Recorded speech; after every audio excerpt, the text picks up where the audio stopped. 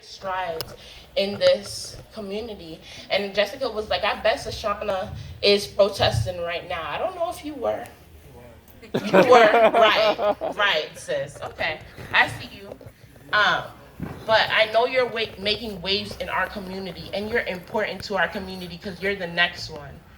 You're the next one who's gonna go to college. You're the next one who's gonna make something of herself. You're the next one who has power. And I feel like, and even in myself, sometimes I don't recognize my own power. But I'm telling you, you have power. And you have, I feel like I'm emotional, sorry.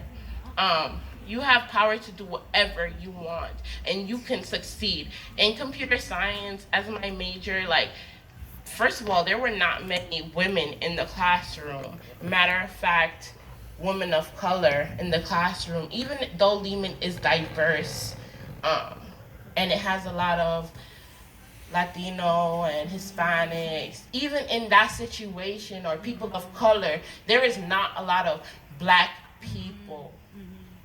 And so I just want to say for you, you have so much power. You can do anything you want to do. Don't be limited by what or who goes into a certain field, because you can do whatever you want. Don't let what your president said about you or your people dictate what or whatever you want to do. Just make your path, because honestly, black people, I remember I was talking to one of my friends and I was saying it seems like it's the same old from the civil rights movement.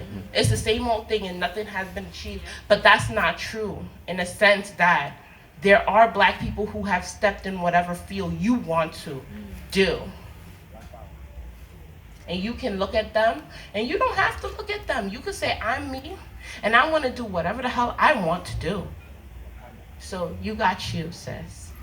I don't know if that helps or whatever, but I hope it does. Who else? Thank you. That's a lot of talking. Alrighty, cool. So, Sean, me? Alright, cool. I literally always get you guys confused because your names are so close together. But I want to thank you for coming out. I know we're not the closest of friends, but I always see you and I'm like, okay, sis, I see you doing what you're doing. I'm happy for you. You're Vivine's niece. And I know you've had your things that you've been going through, but I especially acknowledged last week when you were talking to me and you're like, yeah, I've had my health issues, but I'm still going to school. I'm still doing what I'm supposed to be doing. I don't let this hold me back. And I'm like, why am I letting other things hold me back? Right? I see you got your car, you paid off your car, you done things. So I want to acknowledge that. Hey, that's what's up. And I want to thank you for coming out, even though we don't really know each other like that, but I was like, I'm having an event, and you were like, okay, cool, I got you. I have this game. Yes, we're gonna go out. And we're like, oh, matter of fact, you could drive around the block. And I was like, oh, you don't really love your car like that, because you don't know what I'm about to do to your car. She did. Matter of fact, this was like, I was like, okay, yeah, I had my permit, and she was like, let's go right now. She was like, she got her shoes, she got her keys, and I was like, oh, this chick is really serious. This is really out of control. I don't know. So I feel like if you take that initiative for everything that you do, the world literally cannot hold you back. The world cannot hold you back. Because imagine you have other things trying to hold you back, and you say, no, I'm going to get this education. I'm going to do what I need to do. I'm going to go for it. I'm going to push forward. Nobody can stop me. And I really respect that. So I just want to thank you for being that force. Okay, how many do I have left now? I'm at 21, so I have 3 left. I don't know who else I could do. Huh?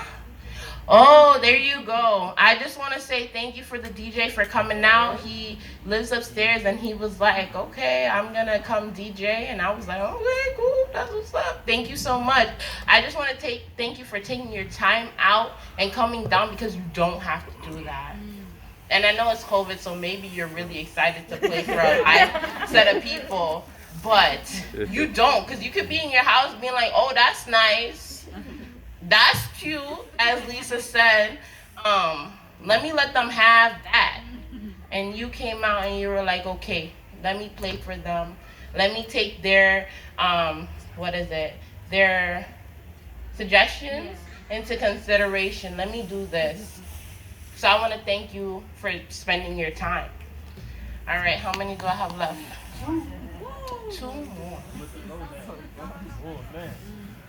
Two more. I don't know who else. Oh, huh? Did I do Michael? I didn't do Michael. Okay, cool. Alrighty, I got people who help me out. Michael, I want to thank Michael for always being at all of my dad's events. I also want to thank Sherry-Ann for coming out. I know, this time remote learning has not been amazing for you as well. I don't know where Sherry-Ann has disappeared to, but Sherry-Ann is not 100% right here. But it's all right. I'm gonna talk to her. I know remote learning has not been your thing. It's not been the thing for a lot of students. And maybe even school is not your thing, because sometimes I think Jameer don't like school. But I think Jameer is intelligent, so I know he likes to learn. So maybe for Sherry-Ann, she likes to learn as well, and maybe we're just not teaching to her. Yeah. And maybe we're just not teaching to him. And so I think, one, we have to think of ways to teach to these students who don't necessarily want to be there. And I remember when I was in FDA and I would see these students just cut class, and I was like, I don't know why they're doing that, because I don't want to get my education, because I don't want to stay here. And I'm like, why are you guys playing games? But honestly, it could also be on how you're learning.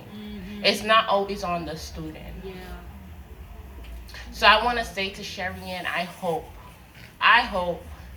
that you find a way that works for you. I hope that you learn in a way that works for you, because we need our numbers. We need more of us to go out and educate ourselves, and not just educate ourselves, but to make something of ourselves, because that's the only way we're going to make change. We could protest, but when we protest, the protest must end at some point. So how else are we going to make change? And I feel like I always go back into Black Lives Matter in almost all of my speeches. But it is important to me because I'm a Black person. And that's what people see when